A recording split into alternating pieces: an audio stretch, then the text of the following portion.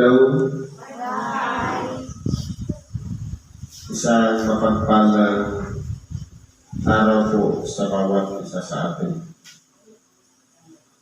Ngayon po, nandito tayo upang bigyang buhay ang tinatawag na salita ng Diyos. Upang sa ganon, malabog man sa ating pangkinig, pagkalooban tayo ng unawa upang sa ganon ang lahat ng bagay na ating napapakinggan sa pagmagitan ng ating pagpupulay-hulay, sumariwa sa ating mga pag-iisip na maliwanag pa sa sikat ng araw ang mga mensahe ng ating dakilang Panginoon. Ang unang kong aralin ayon sa unang Tesalonica o sulat ng San Pablo sa Kapitulo 4, versikulo 1 hanggang 9. Marahil, karaniwan na ito sa atin. Inuulit-ulit ang mga mensahe o sitas.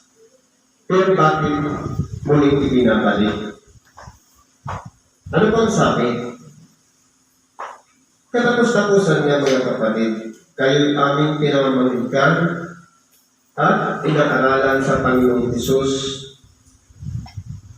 na ayon sa tinanggap ninyo sa amin, kung paano kayo dapat magsilakad at managbigay lugod sa Diyos na gaya ng inyong paglakad upang kayo'y magsipanagana ng higit at higit.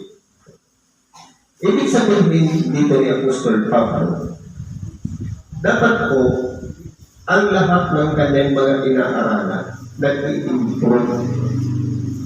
Hindi ibig sabihin na kapag nakarinig ng aral hanggang doon na lang, kundi magsipanaganan ng higit at higit.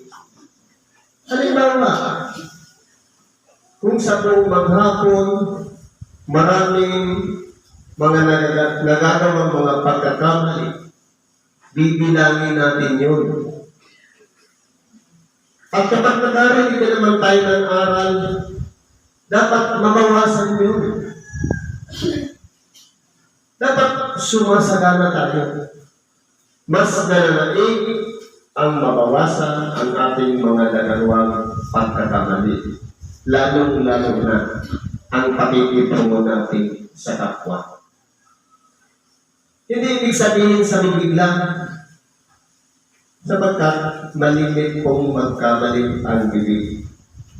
Totoo, sinasabi natin, mabuti tayong tao, pero ano kaya ang tingin ng ating kapwa sa atin? Tayo ba'y umaangkop doon sa sinasabi natin? Kaya nasa pagkakakilanlan po natin kung ano tayo sa harapan ng Diyos at ano tayo sa harapan ng ating mga kapwa. Sapagkat nalastas ninyo kung anong mga tagubilin ang ibinibigay namin sa inyo sa pamamagitan ng Panginoong Hesus. Ano po mga tagubilin? Sapagkat ito ang kalooban ng Diyos sa pagkatuloy bagay ang inyong pagpapakabanal. Ngayon po, aralin natin, papaano po ba ang pagpapakabanal? Ito ba'y nakikita lamang ng mata na nakasuot ng maputi, tanda ng kalinisan, o ito ba'y bahagi lamang ng simbolo? Ano po ba ang gagawin natin sa pagpapakabanal?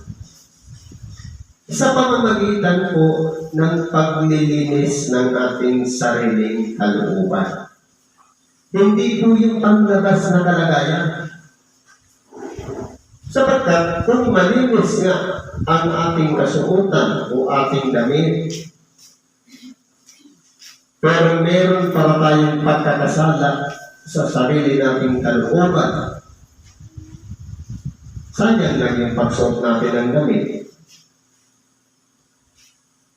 Ang mangyayari po niyan, magiging katulad tayo ng mga Pariseo. Pagkapuputi na parang pinakinis o pinaputing katulad ng isang libingan, ang gandang tingnan, pinturado, may lapida pa ang laman, puno ng kabulukan. Dapat po hindi tayo maging ganun. Kundi, sa pamamagitan ng ating kalinisan ng puso, dapat ipakita natin sa Diyos na tapat tayo sa Kanya. At ganoon din sa pagpapakita ng mabubuting gawa sa ating mga kapwa.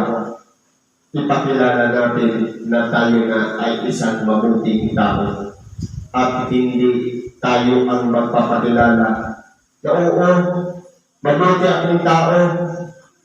Ang tanong, totoo ba? Anong sabi dito? Na kayo'y magsiilag sa pakikiapid. Nangangahulugan po, ang nagiging sarapal sa pagpapakabalan ang pakikiapid. Dapat po, itong katangan natin ito, tempo ng Diyos sa matatuwing bagay, Espiritu Santo lamang dapat ang nananahan diyan. Kung meron tayong asawa, makipag-ugnayan lang tayo doon sa sarili nating asawa. Kapag iyan ay nadungisan, ang tawag diyan, nakit-apid. At o kaya pakiki-apid.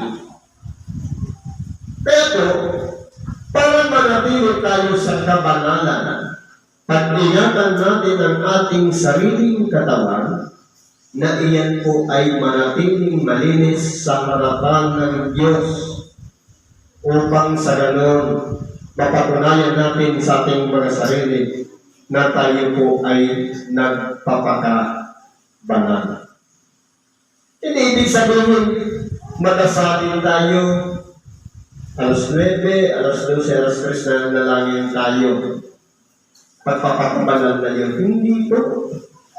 Yun ay ginagawa lang natin na para tayong nakikipag-usap sa Diyos para ilapit natin sa Kanya ang ating mga kahilingan. Yun ang purpose ng pananalangin. Pero ang pinagbibigyan ng halaga po dito, yung pagkatao natin. Ano ba tayo? Tayo ba'y naglilinis ng kalooban sa bawat oras na tayo ay dumarating na sa pag-antok bago tayo matulog, tayo ay nakapanalangin. Sapagkat kung hindi tayo nakatulog sa Diyos, hindi tayo nakahingi ng tawad, paano kung hindi na lumilang ang mata, kinabukasan?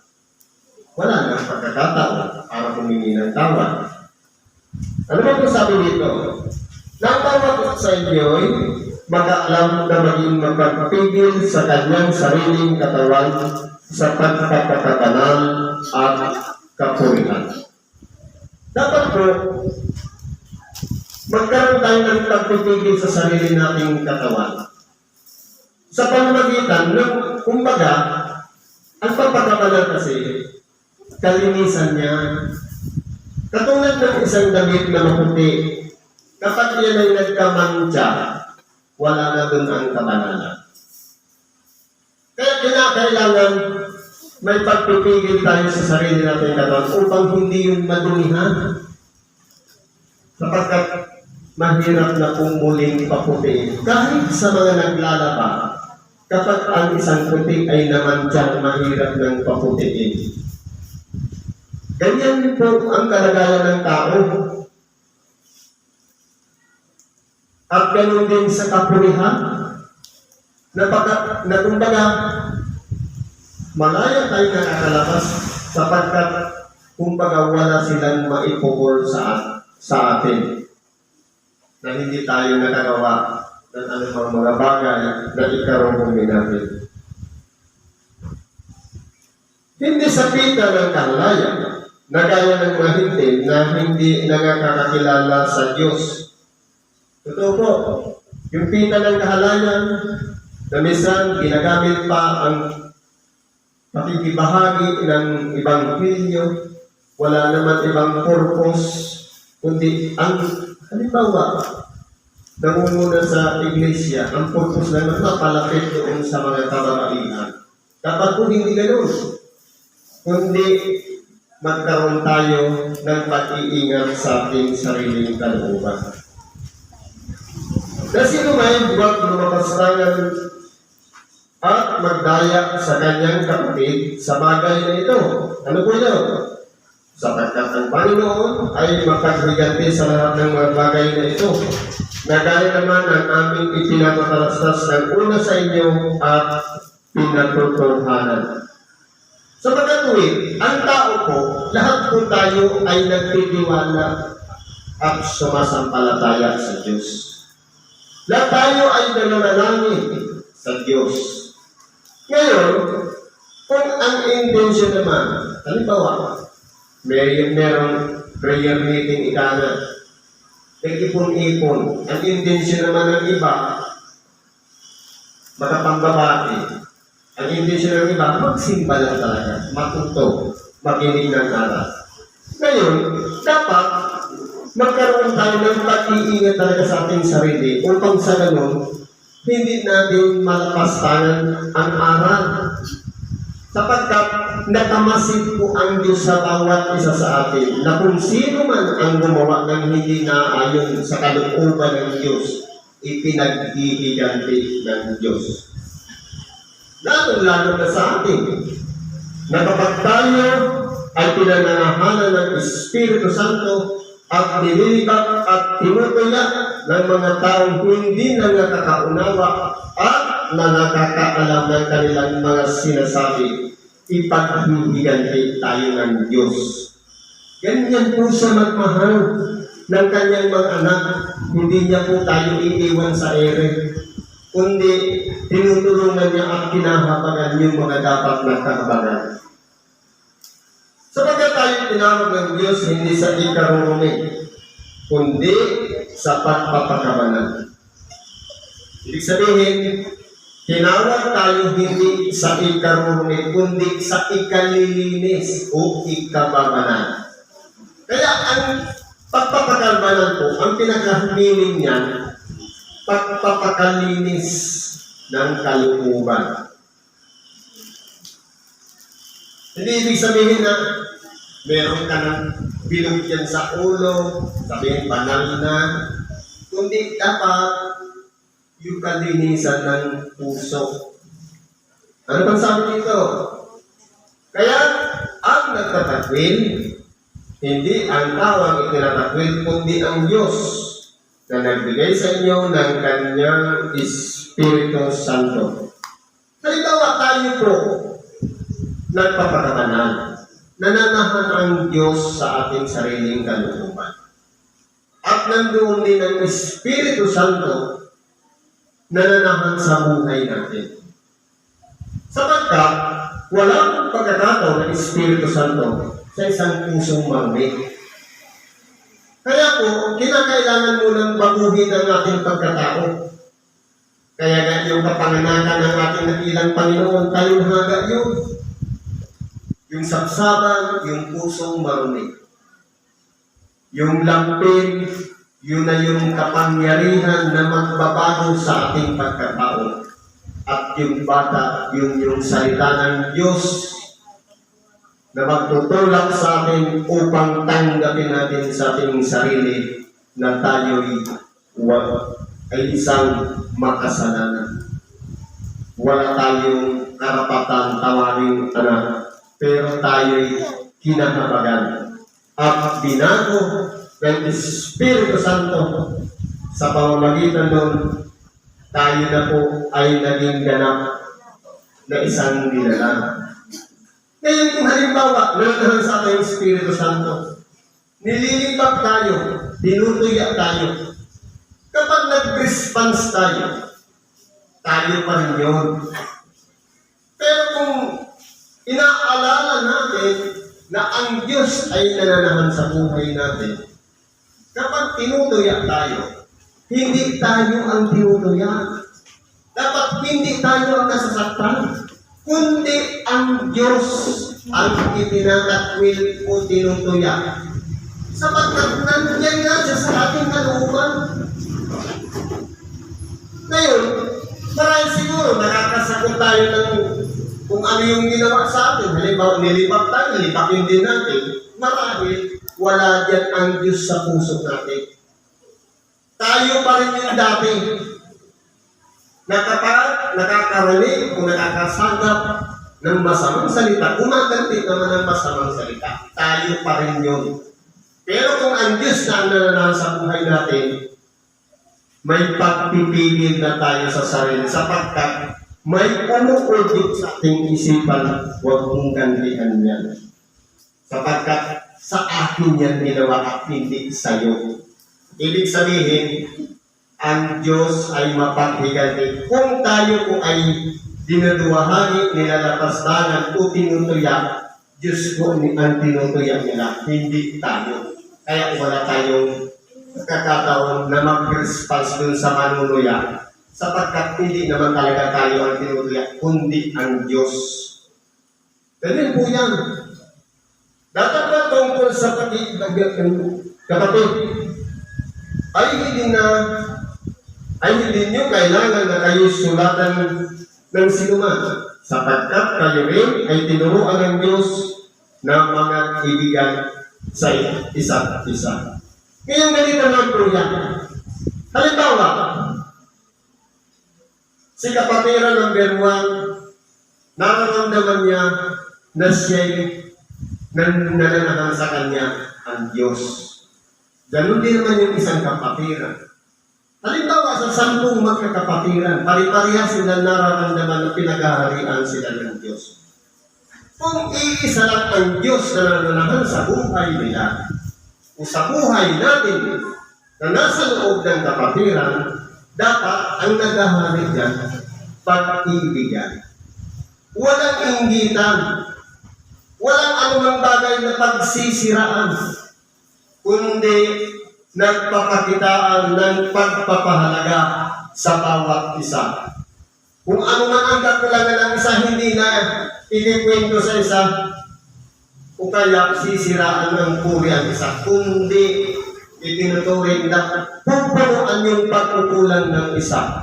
Sapagkat iisa lang ang Diyos na nananahan sa ating pagkakapatiran sa makatuwid bagay. Ang Diyos ay pag-ibig. Kung nananahan tayo sa pag-ibig, tunay na ang Diyos nananahan din sa ating mga buhay. Pero kung ang nariyan, awayan, alitan at di pagkakasundo, wala po dyan ang Diyos sa makatuwid. Ang nariyan ay ang kalaban ng Diyos. Kaya tanungin pa natin ang ating mga sarili. Meron pa bang mga puot, inggit, galit, kinis o ano pang bagay na pumapalakit sa ating pag-iisip upang libakin natin, tuyain o yuratan ang ating kapatid. Kung meron pa, iwaksi natin yan sapagkat hindi po yan galing sa Diyos. Sapagkat ang Diyos ay pag-ibig, dapat maghari sa atin ang pag-iibigan at magtuturungan o magtuturingan tayo bilang isang tunay na magkakapatid. Hanggang dito ako, salamat po at pagpalain tayo ng Diyos. Ano naman ating karaingan, kahilingan, idulog natin lahat sa Diyos at ipagtatalog sa atin ang kasagutan at pagtatagumpay sa ngalan ni Kristo Jesus natin na pinagpalunan. Salamat po.